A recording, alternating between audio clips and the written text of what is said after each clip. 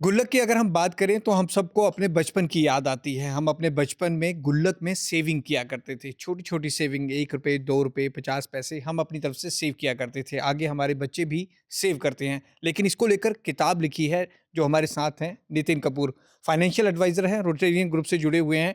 Sir ये गुल्लक जो आपने बुक लिखी है, ये काफ़ी कैची वर्ड आपने लिखा है और आप काफ़ी फाइनेंशियल प्लानिंग को लेकर काफ़ी टिप्स दे रहे हैं। क्या टिप्स दे रहे हैं और इसका नाम आपने गुल्लक क्यों रखा? गुल्लक आप आज से नहीं है, जब भी आप ट्रेडिशनल वे से भी देखेंगे, जब हम छोटे होते थे, तो मेलों में जाते थे तो सबसे पहले जो चीज़ आपके सामने आपको दिखाई देती थी, तो वो गुल्लक ही होती थी। मिट्टी के छोटे-छोटे ढांचे से होते थे। आपके पेरेंट्स आपके साथ जाते थे, तो आपको सबसे पहले जो चीज़ लेके देते थे, वो गुल्लक ही होते थे।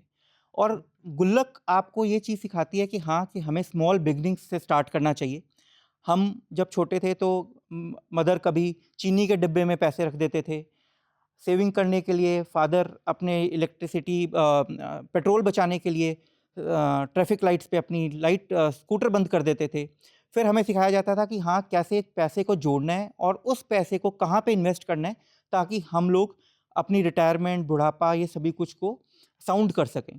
तो यही चीज़ें गुल्लक में बताई गई हैं कि स्मॉल बिगिनिंग्स करिए, थोड़े-थोड़े पैसे इकट्ठे करिए और उन्हीं को कैसे अपनी स्पेंडिंग हैबिट्स को कंट्रोल करते हुए सेव करिए, और सेव को कहाँ पे इन्वेस्ट करना है, that is very very important.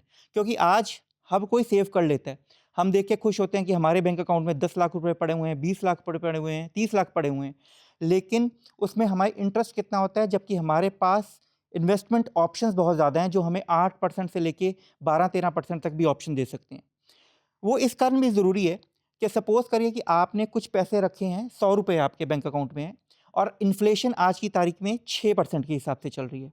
तो 100 का अगले महीने महँगाई कितनी हो जाएगी? ₹106। लेकिन वही पैसा अगर आपने अपने बैंक अकाउंट में रखा हुआ है और सेविंग अकाउंट में रखा हुआ है, वहाँ पे आपको ढाई से 3% के बीच में इंटरेस्ट मिलता है। तो अगले साल अगर ₹100 इन्वेस्ट किए हैं, तो अगले साल आपके कितने पैसे उसमें जमा हो जाएँगे? ₹103। जबकि महँगाई ₹106 हो गई है और आपकी जमा पूँजी सिर्फ़ ₹103 हुई है। तो नेट आप लॉस में हैं ₹3 के।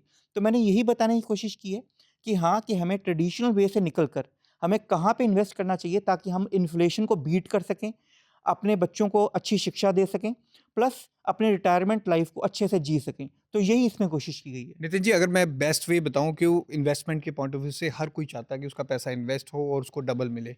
तो इसमें अगर आप 5-6 अगर वो टिप्स बता सकें, कैसे हमारे व्यूअर्स जो देख रहे हैं, वो ये कर सकें? आपने बहुत अच्छा क्वेश्चन किया और ये आपने शब्द बहुत अच्छा बोला, डबल।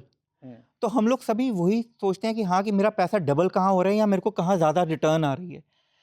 जब हम पैसा इन्वेस्ट एफडी में करते हैं या बैंक में रखते हैं, हम डेली ऐप पे नहीं देखते कि मेरे कितने पैसे हो गए, या बैंक स्टेटमेंट रोज़ नहीं निकालते कि मेरे कितने पैसे हो गए। लेकिन जब हम लोग किसी और इन्वेस्टमेंट ऑप्शंस में इन्वेस्ट करते हैं, मैं जैसे बात करता हूँ कि हम म्यूचुअल फंड्स में इन्वेस्ट करते हैं या फिर हम डायरेक्ट शेयर मार्केट में इन्वेस्ट करते हैं, हम डेली उसको ट्रैक करते हैं, यार मेरे पैसे बढ़े कि नहीं बढ़े, पैसे बढ़े कि नहीं बढ़े। उसमें क्या है कि हमारा पेशेंस लेवल चेक होना स्टार्ट हो जाता है। हमें ये इन्वेस्ट हमें ये देखना होता है इन्वेस्टमेंट के तौर पर कि हमें इन्फ्लेशन कैसे बीट करनी है, हमें टैक्सेशन कैसे बेटर करनी है, और हम उस उतने पैसे कमा सकें ताकि हमारे बच्चों की शिक्षा भी होती रहे और रिटायरमेंट भी चलती रहे। जब हम लोग ये भागने में लग जाते हैं कि हाँ, कि मेरे को जल्दी से जल्दी पैसे डबल करने हैं, तो हम लोग स्कैम्स में पड़ जाते हैं, फ्रॉड्स में पड़ जाते हैं और गलत स्कीमों में पैसे इन्वेस्ट कर देते हैं, जहाँ पे लॉसेस होने के चांसेस बहुत ज़्यादा कम हो जाते हैं और हम अपनी जमा पूँजी को गँवा देते हैं। फिर हम अपने को दोष देते हैं और लोगों को दोष देते हैं। जबकि हमें सिर्फ़ ये चाहिए होता है कि हाँ, अपने ग्रीड और फ़ियर को कैसे इमोशन करें, कंट्रोल में करें, ताकि हम लोग बेटर टू बेटर उसमें इन्वेस्टमेंट कर सकें। इन दिनों मैं काफ़ी देख रहा था सोशल मीडिया पे काफ़ी चलता है कि आप एफडी ना करें, आरडी ना करें, पोस्ट ऑफिस में ये स्कीम आई है, ये काफ़ी अच्छी स्कीम है। आपके हिसाब से जो आपके एक्सपीरियंस के अकॉर्डिंग सबसे अच्छी प्लान योजना की अगर हम मैं बात करें गवर्नमेंट ऑफ इंडिया की जो योजना चल रही है, किसमें इन्वेस्ट करना चाहिए? नो डाउट शेयर मार्केट्स में, म्यूचुअल फंड्स में लोग करते हैं और स्मार्ट तरीके से कैसे करें कि एकदम आप जैसे आपने कहा ना हम कंटिन्यूअसली चेक करते हैं, लोग एकदम बेनिफिट की ना सोचें, कैसे करें और कितने सालों के लिए करें? जब भी आप इन्वेस्टमेंट करें, सबसे पहली बात ये देखनी चाहिए कि आप किस एज में हैं, कितना रिस्क ले रहे हैं, आपका डेट क्या है, आप होम लोन में हैं कि नहीं हैं। ये सभी चीज़ें प्रोफाइल को असेस करना चाहिए। प्रोफाइल को असेस करने के बाद ही आपको ये डिसाइड करना चाहिए कि आपने कहाँ पे इन्वेस्टमेंट करनी है।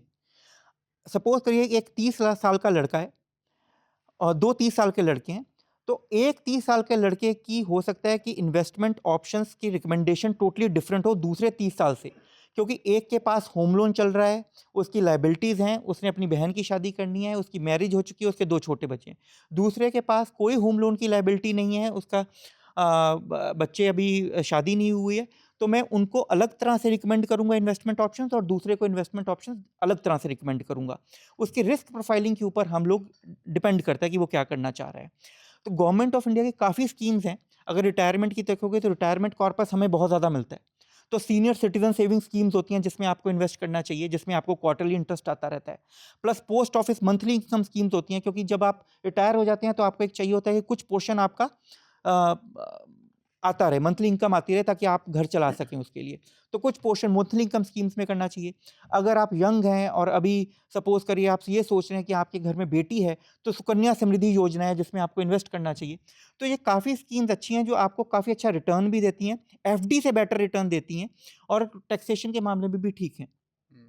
तो ये सभी कुछ देखते हुए हमें वो स्कीम्स रिकमेंड करनी चाहिए, लेकिन मैं ज़रूर कहूँगा कि हाँ, कि अगर सभी के रिस्क प्रोफाइल देखते हुए हमें इन्वेस्टमेंट करवानी चाहिए, लेकिन इन्वेस्टमेंट के लिए जो 3-4 ऑप्शंस हैं सबसे बढ़िया हैं, वो सुकन्या समृद्धि योजना हो गई, सीनियर सिटीजन सेविंग स्कीम्स हो गई, post office monthly income schemes हो गई, इसमें तो हमें इन्वेस्ट करना चाहिए। आपने इस बुक में इनका सबका ज़िक्र किया हुआ है? जी, बिल्कुल ज़िक्र किया हुआ है। अगर आप इसमें एक चैप्टर है रिटायरमेंट प्लानिंग के ऊपर, तो रिटायरमेंट प्लानिंग में मैंने प्रॉपर लिखा है कि हाँ, कि हमें अगर रिटायर होना है तो हमें कितने कॉर्पस की ज़रूरत है। सपोज़ करो कि किसी की इनकम किसी का एनुअल एक्सपेंस आज की तारीख में 1 लाख रुपए है जब वो रिटायर हुआ। तो जब वो रिटायर होता है, तो उसका मंथली एक्सपेंस इंटू 12 करके इंटू 30 कर लीजिए। सपोज़ करो किसी का 1 लाख रुपए महीने का मंथली एक्सपेंस आ रहा है, तो 12 लाख रुपए सालाना हो गया।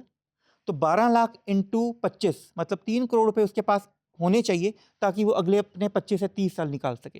ये सभी कुछ इसमें बताया गया कि हाँ, सुकन्या समृद्धि योजना हो गई, पोस्ट ऑफिस मंथली स्कीम्स हो गई, इसमें इन्वेस्ट करें। तो नितिन कपूर जी हैं जिन्होंने अपनी एक बुक है, आज इनकी बुक ये लॉन्च हो रही है, फाइनेंशियल एडवाइज़र रहे हैं। स्मार्ट इन्वेस्टमेंट कैसे करें और इन्वेस्टमेंट के कौन-कौन से तरीके हैं, गवर्नमेंट ऑफ इंडिया की कौन-सी स्कीम चल रही हैं, इस सभी का ज़िक्र इन्होंने अपनी किताब के ज़रिए किया है। आप भी ये किताब पढ़िए और इन्वेस्टमेंट के बेस्ट तरीके सीखिए। टैंक ट्रिब्यून के लिए भगवत सिंह की रिपोर्ट।